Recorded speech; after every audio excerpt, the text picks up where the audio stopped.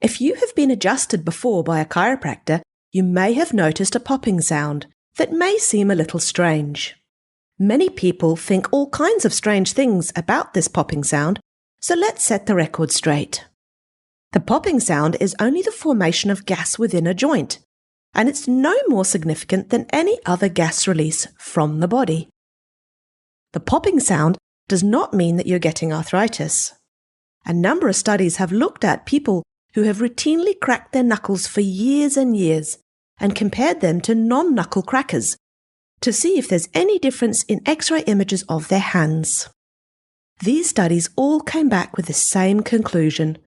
Habitual knuckle cracking over the course of several decades is not associated with clinical or radiographic evidence of osteoarthritis.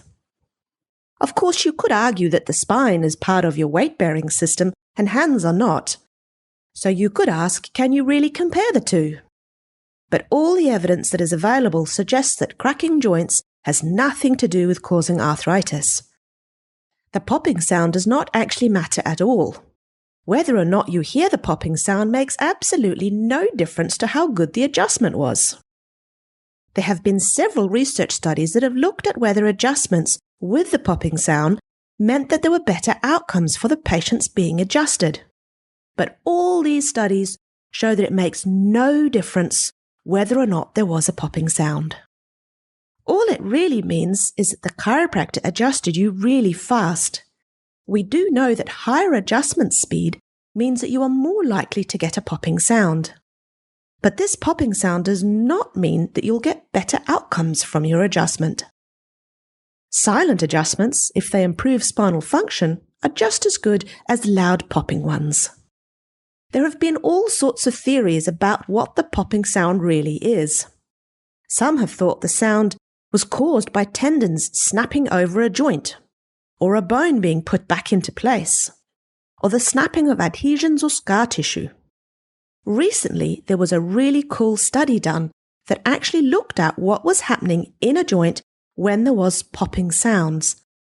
The researchers of this study used video magnetic resonance imaging to study what happened in a person's finger joint when they pulled his finger until his knuckle made the popping sound.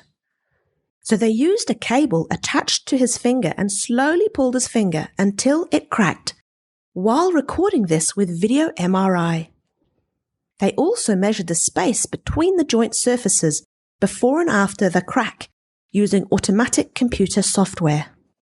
What they found was that the joints remained very close together during the early stages of the finger being pulled. And then when the force of the pull was strong enough, the joint would very quickly separate and a bubble would form.